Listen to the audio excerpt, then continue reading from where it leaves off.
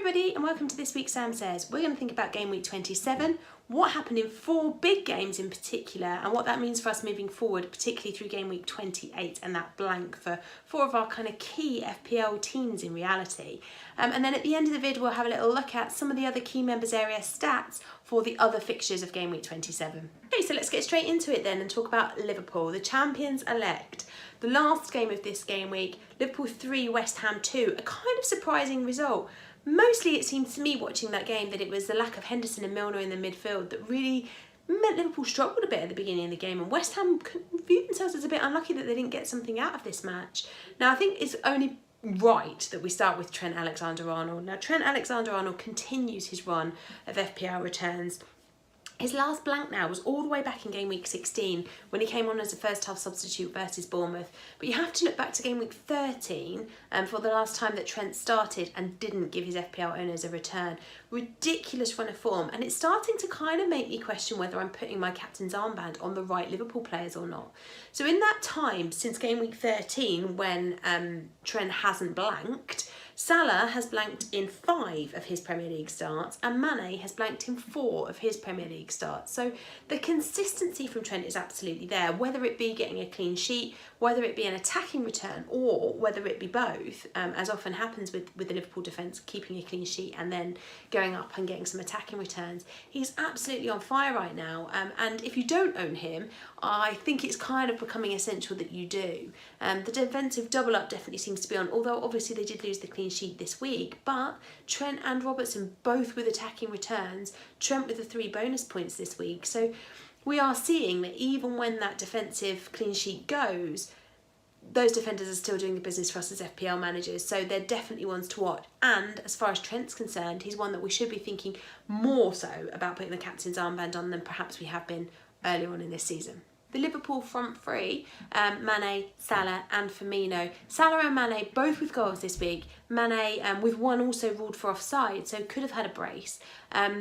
Both getting attacking returns, but actually, especially in terms of Salah, ownership level is so high and the level of captain's armbands that he had on in this week was so high that the reality is it didn't make much difference to us in terms of overall rank. But the question comes up again and again every week when we watch Liverpool play about that double up between Salah and Mane in the midfield. It's kind of looking like that's back on again right now. Both of them getting returns even when they aren't necessarily looking like they will, particularly with Salah, who was very, very lucky with that goal last night. Was it not for a Fabianski mistake, he would have blanked. So it's interesting though to see that he's picking up those points even when he isn't necessarily performing at his best. Mane we saw came on last week on his return from injury and got the winner. Scores again this week.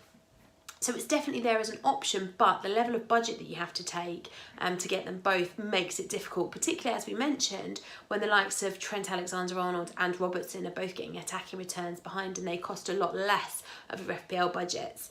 Speaking of less of your FPL budgets, obviously there's Firmino up top. Now he is cheaper than his midfield counterparts, obviously doesn't get as many points for each goal and doesn't get that clean sheet bonus when Liverpool keep it, which is fairly common actually right now with Liverpool.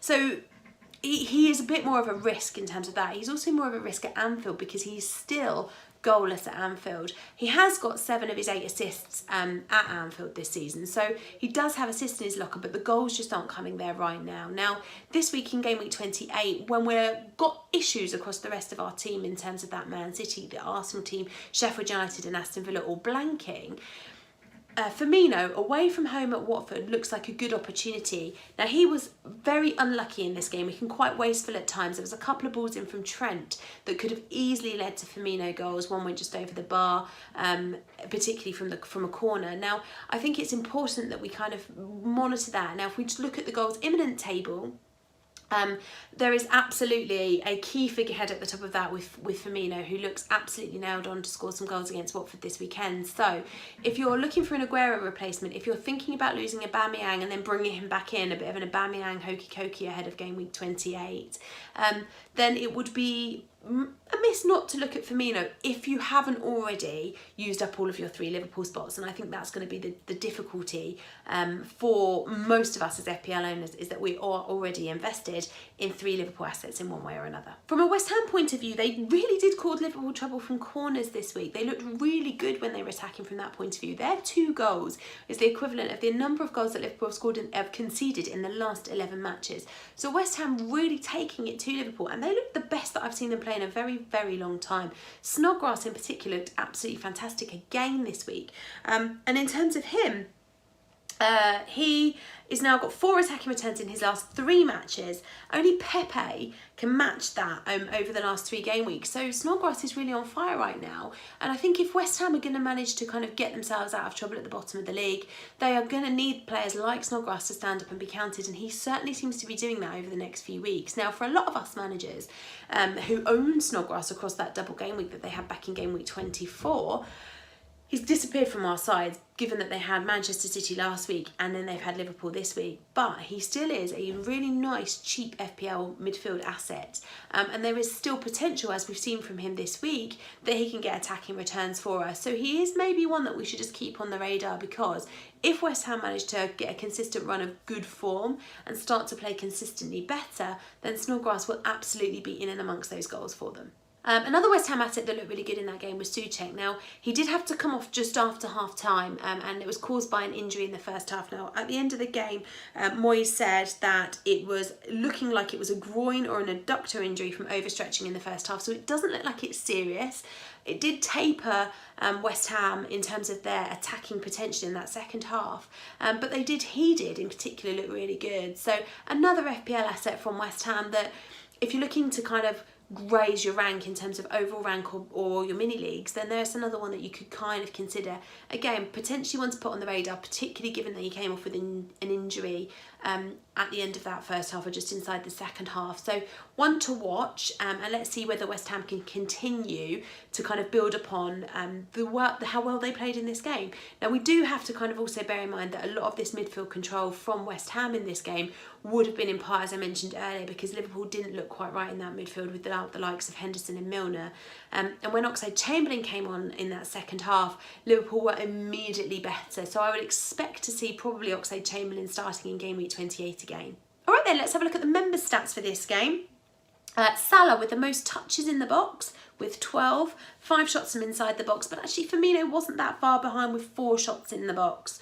Firmino also, though, had no shots on target inside the box, which is unusual for him, and we would expect to do better. So from an FPL point of view, that's something that he's going to need to work on moving forward if he's going to keep that precious third Liverpool spot in our teams. Trent Alexander-Arnold and Robertson, unsurprisingly, joint top for chances created, both with 6. So some kind of unsurprising stats in terms of the defence and in terms of Salah, because he's always in all there and thereabouts in terms of that penalty box. But surprising not to see Firmino getting any shots away from inside the penalty box and getting them on target. Okay, second game I'm going to have a look at this week then, Arsenal 3, Everton 2. This was a really brilliant game of football to watch, and from an FPL point of view, throws up lots of different options, particularly if we're thinking about managing game week 28 in terms of that Everton attack. But if we're thinking about post game week 28, Arsenal, they have lots of really, really nice fixtures coming up after game week 28. So although potentially it's not the right time to bring in the Arsenal assets given the blank next weekend, they do then have a really nice run of fixtures after that. And of course, because they missed game week 28, there will at some stage be a double game week for them. And the likes of Aubameyang could do really, really well for his owners in that game week. For many FPL owners, this Arsenal and Everton game would have been a real challenge to watch, because with the blank coming up in game week 28, a lot of people were thinking about moving off their Arsenal assets, the likes of Aubameyang, Pepe, etc., because they have a lot of money to bench over that blank game week that they have in 28. And from an Everton point of view, the fixture change meant that a lot of people were wondering on whether they should be keeping the likes of Dominic Calvert, Lewin, Richarlison, the Everton defence. And I think we now have the answer to that question, and it very much depends on whether you're an Everton defensive owner or an Everton attacking owner. Okay, so what do we do about Everton then? Let's talk about the defence first. So the likes of Dean, Sidibe and Holgate. Now, obviously all come in different price brackets, so some of them are potentially easier to hold than others because they're less expensive, but they haven't had a clean sheet away from home now since game week 1, and they've only had 1 clean sheet in the whole of 2020, so from a defensive point of view, the clean sheets just aren't there. And with the likes of Dina in particular, he is expensive to carry through the course of the season, and with the fixture change the way that it is, I don't see there being that many clean sheets for them. Now, obviously, Dina missed out this week because of injury. We are expecting alongside Walcott to see him fit and able to play in game week 28. But I don't see there being that many clean sheets for Everton over the next sort of 4 or 5 weeks. And therefore, it's probably time to move the defensive assets on. On the contrary, Richarlison and Dominic Calvert-Lewin look like they might be season-on keepers right now. Since Ancelotti took charge at Everton, no player has had more attacking returns than Dominic Calvert-Lewin with 7, and Richarlison has attacking returns in 6 of his 7 games under the new boss. So the both of them are on really good form. Even with the fixtures coming, I see that form continuing. So for me, if I was a Dominic Calvert-Lewin owner or a Richarlison owner, I'd be holding them. If you're looking for a way to kind of get rid of some of your assets that aren't performing, the likes of AGUERO, who hasn't been performing in the last 3 game weeks and has 3 blanks in a row, and then obviously blanks in game week 28 as well. Kane's injured, so we can't go there. Firmino hasn't got that great home form right now. Aubameyang blanks again in game week 28. So it's difficult with that front 3 spot. Vardy hasn't scored at all in 2020 yet. So it's difficult to pick an attacking asset at the moment. And then we've got Dominic Calvert-Lewin, who seems to be fixture-proof right now, who's on absolute form and has the backing and 100% confidence of his manager. So for me, Dominic Calvert-Lewin is the form striker to own right now, alongside the likes of Jimenez and even Jota maybe at Wolves. But right now, they seem to be the go-to, the likes of Richarlison and Dominic Calvert-Lewin. If you are looking for a way to deal with game week 28 and the blanks, look no further than Everton, who, whilst might not have the nicest of fixtures, certainly have the form to back up keeping them and bringing them into your sides. From an Arsenal point of view, Aubameyang was at his absolute clinical best this week. It now moves him, with his 2 goals this week, it moves him joint top of the goal scoring charts in the race for the Golden Boot this year. And he is looking back to the Aubameyang that we want to spend our FPL pounds on right now. And then he's got a blank next week, and it makes it really difficult to know what to do. If you own Aubameyang, you have 2 choices. You either keep him and bench him this week, knowing that you then have him for the lovely run of fixtures that Arsenal have after game week 28, and of course for that double game week that they will have at some stage to make up for missing 28. Or you sell him and potentially do the Aubameyang hokey cokey and bring him back in again for game week 29 when you're going to want him again. So it's a difficult one in terms of knowing what to do about him. I think it seems to me that if you own Aubameyang, you keep him and you bench him and you just accept that that's a lot of money sat on your bench, but you then have him for this nice run of fixtures that they have coming up. A lot of managers, obviously either on wild cards or potentially just trying to get ahead of any price rises, have already bought in Aubameyang this week. So he has had 70 plus thousand managers bringing him in ahead of his blank game week in game week 28 because of this nice purple patch that he is in. So for me, that doesn't make a lot of sense. I don't own Aubameyang. I'm not planning to own Aubameyang until game week 29, when I think he will have to come in because of the fixtures and the form that he is in right now. But with the blank coming up in game week 28, I don't think now is the right time to bring him in, unless your wildcard is active and you want to use it to generate some price rises in your team and to build up some team value there, then it might be a good option. I mentioned Pepe before. He had another good performance. Wasn't quite as influential this week as he was against Newcastle last week, but still had another good performance, still banked another attacking return. And what we're starting to see, I think, from Arsenal is 3 standout players for attacking ownership in terms of the Arsenal assets for FPL. Aubameyang, obviously, Pepe is the other one, and finally Saka. Now, with Kolasinac going off injured, it's looking like Saka is going to play more longer term. Now, he is normally the sort of player that we wouldn't like as FPL managers.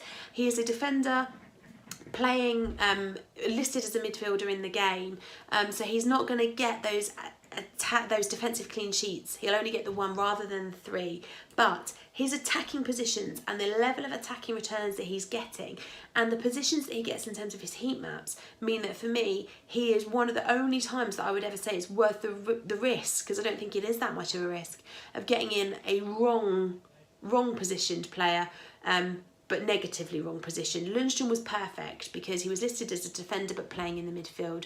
With Saka, it's almost the opposite. You want him listed as a defender so that he gets those defensive clean sheets if and when Arsenal keep them, and also the additional point for getting a goal.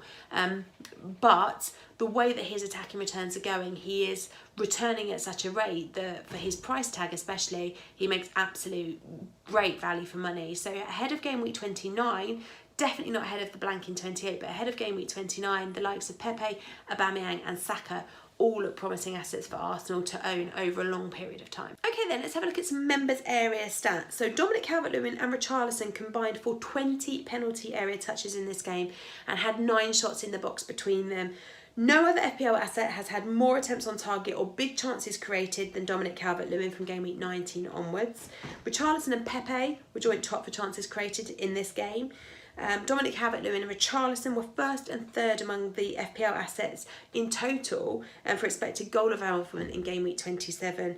And finally, in contrast to that, Aubameyang, his 2 goals came out with an XG of 0.46. So he was did incredibly well to get his brace out of the expected goal involvement that he had in that match. All right then, another game that was really important from an FPL point of view, Wolves 3, Norwich 0. Now, I don't think the scoreline was particularly unexpected, but potentially what was a little bit unexpected was the formation that Wolves played. And that formation meant that Adama Traore yet again sat this match out. Now, what we saw from Wolves this week was a change back to what we saw in the Europa League from them in midweek, but also in a change back to what we used to see from them back in the 18-19 season. Now in the 18-19 season, the likes of Jota and Jimenez and Doherty were absolutely FPL gold for us as FPL managers, and this week we saw exactly the same again. Jota, much like in the Europa League in midweek, was on absolute fire.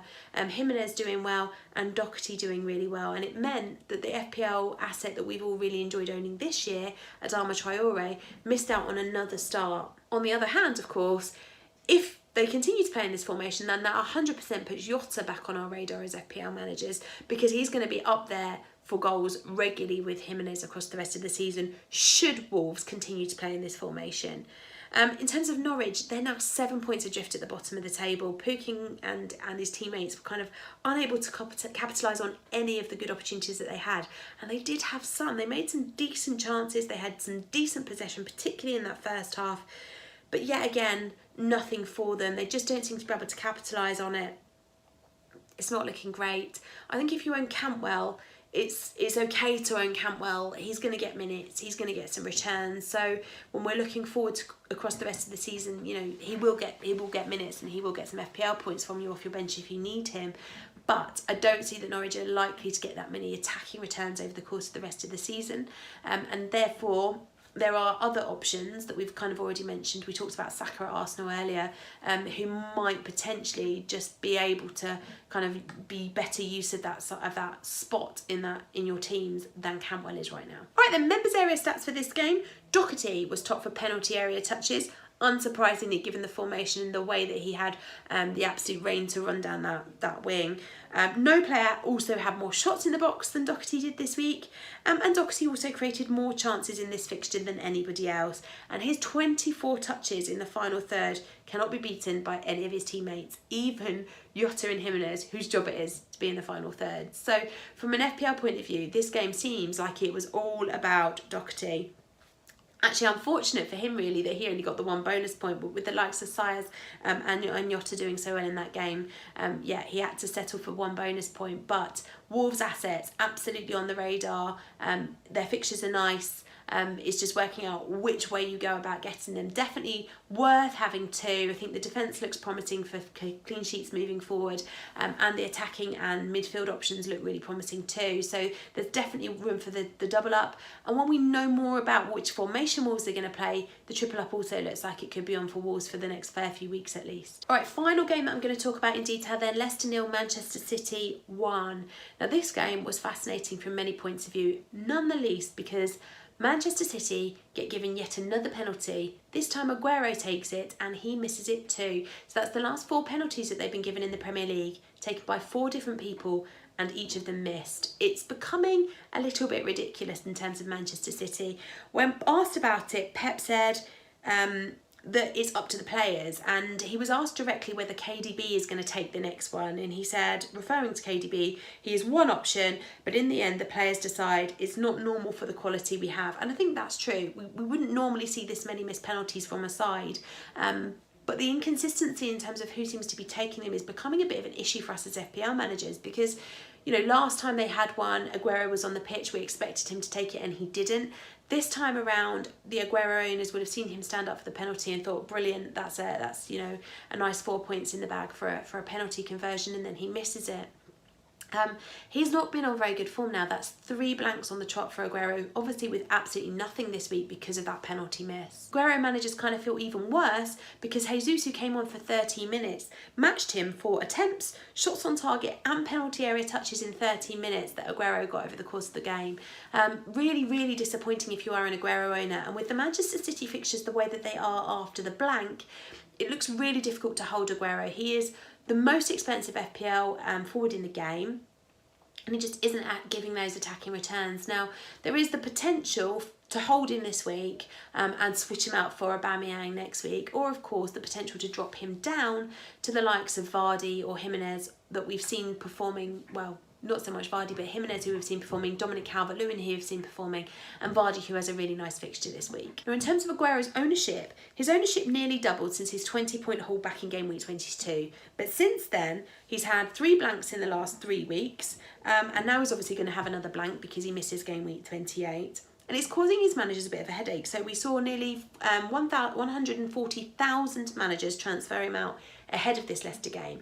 And since the Leicester game on Saturday evening, a further 70,000 managers have already sold him before this blank game week. Now, this is the one occasion where I think it does make a lot of sense to lose Aguero. He just doesn't have the form, the fixtures are tough, and he's too expensive. So I can understand that a lot of those transfers seem to be going to Vardy. Frees up a lot of money. Vardy has a really nice fixture this week, even though he doesn't necessarily have the form, but we'll talk about Vardy in a little bit more detail in a minute. The other important thing to note about Manchester City right now is they obviously blank in 28, and then they are likely to blank again in game week 31. Now, in that game week 31, the only way that they can play is if they lose to Manchester United and Chelsea lose to Liverpool. Now, if both of those things come off, there will be a fixture for Manchester City in game week 31, but it's not looking likely that both of those two sides lose. So more likely that there will be another blank for Manchester City in game week 31. So given that you will then have a blank in 28, they'll be back for game week 29 and 30, they blank again in 31,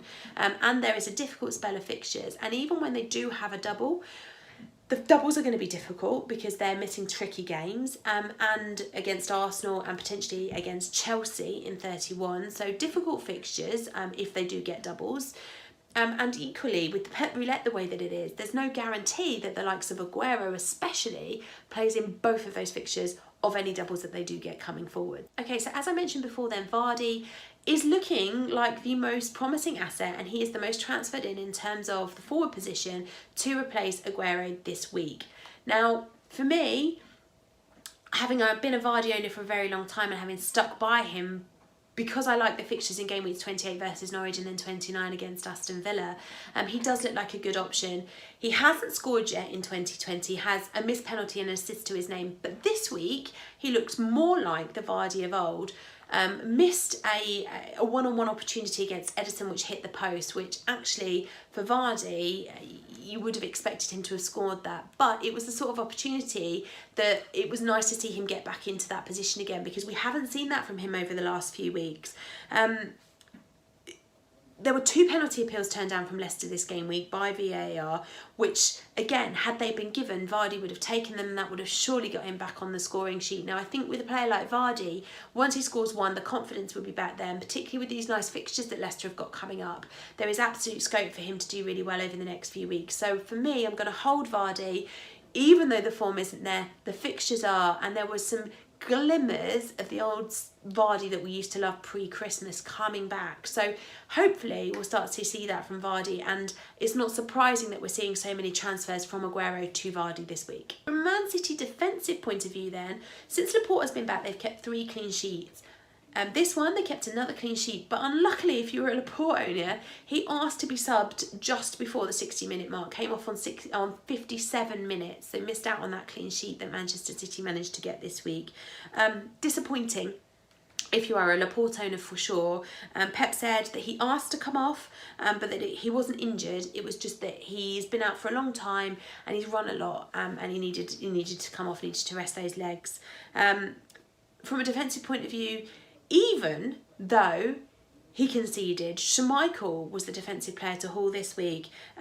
He lost his clean sheet, of course, but he saved the AGUERO penalty, added an additional 5 saves to that list, and secured all 3 bonus points, meaning he ended up with a 12-point haul. Now, Leicester defensively haven't been that solid of late, and they haven't kept that many clean sheets. So for many of us, we're looking to move off. We've been looking to move off the Leicester defence, but at a time where Dean Henderson blanks in game week 28, and if the game is on, he's likely to blank again in game week 31 because he cannot play against his parent club, Manchester United. If we are looking for a new defensive goalkeeping option, Pope looks great, but also Schmeichel, the fixtures are nice for Leicester. So if the clean sheets can come back to the fore with them, then he could be a good, albeit a bit expensive, option for a goalkeeper. Something that's really interesting to note with Leicester is that of the top 30 transfers in ahead of game week 28, Leicester City players make up 9 of those positions, which is fascinating when you think that actually they have got really nice fixtures for the next 2 weeks against Norwich and Aston Villa, but there is a very, very good chance that they are going to blank in 31, unless of course they lose to Birmingham in the FA Cup. If they beat Birmingham and progress through to the next round of the FA Cup, then there will be a blank for Leicester City in game week 31. So be warned if you are going to invest heavily in Leicester City ahead of this blank game week in 28, that you may need to rethink that ahead of game week 31 and remove some of them. Or of course, if you still have your free hit chip in play, that works perfectly because you can just free hit to get rid of the Leicester players for that week and then have them back in for when that nice run continues over the next weeks after that. All right then, let's have a look at the Scout Notes members area statistics at the bottom of this fixture. If you scroll right down to the bottom of the Scout Notes, you'll find these. There's some amazing maps for this game, looking at the positions of the Leicester and Manchester City players in this match and how the two teams were set up, which is really useful to us if we're thinking about bringing in Leicester players ahead of 28, and also for helping us decide whether it's worth holding our Manchester City assets through this blank in game week 28 and then beyond into this difficult run of fixtures that they have coming up. When we look at the actual stats for this game, Vardy was top for shots in this match, which is much more encouraging when we're thinking about potentially holding him or bringing him in for one of our other assets who doesn't play in game week 28. Vardy hasn't, as I've mentioned numerous occasions during this chat, hasn't been on great form in 2020, but this match, the stats do back up that he was getting back to that Vardy that we knew and loved before Christmas, who was returning all those FPL points for us. In terms of Manchester City, it was Mahrez who created more chances than anyone else in this game, with only Patrick Van Aanholt recording more key passes than Mahrez in the whole of the Saturday Premier League fixtures. So Mahrez still looking like a great option, that little bit cheaper in terms of those Manchester City assets, and somebody that potentially you can hold a little bit easier through this blank game week. But as we've mentioned a lot already, has got a blank game week next and then a challenging run of fixtures. So have a little think about what you want to do with your Manchester City assets ahead of blank game week 28. All right then, let's have a look at the members area stats for all the other games this game week. So let's start with Manchester United versus Watford. So in terms of the most chances created at Old Trafford, it was Matic that comes out on top for that. But Fernandes carved out 4 key passes of his own, totaling 7 over the last 2 game weeks. Only 2 midfielders have supplied more opportunities than that in the time that Fernandes has been at Manchester United. He looks like an absolute player, and a really, really nice signing for Manchester United. Go and have a look at the maps on the Scout Notes for this game. They show how advanced Fernandes was playing in terms of him and the holding midfielders behind him. There was a massive gulf of space between them, so it looked really promising as a really, really nice differential FPL pick. Right, in terms of the Sheffield United versus Burnley game then, no heroics from Lundstrom when he came off the bench this week. It was Dwight McNeil who stands up and is one that we need to kind of consider and keep on our radar as FPL managers, unless you are Andy from Let's Talk FPL, who absolutely loved owning Dwight McNeil this weekend. So he is now joint 4th for key passes, a joint first for big chances created among the FPL midfielders at the moment. So Dwight McNeil, real lovely differential, and potentially a really, really nice FPL pick, particularly when we're thinking about these challenging blank game weeks that we have coming up. Bit of an upset this week with Crystal Palace beating Newcastle 1-0. Lots of FPL managers, myself included, bringing in Newcastle defenders because of how few goals have been scored at Crystal Palace at Selhurst Park this season so far. But Patrick Van Arnhout of FPL royalty from back in the day, popping up with the goal, has looked much more attacking over the last few weeks and has been getting into some really nice positions. So not surprised to see him getting on the score sheet. In terms of the members area stats for this game then,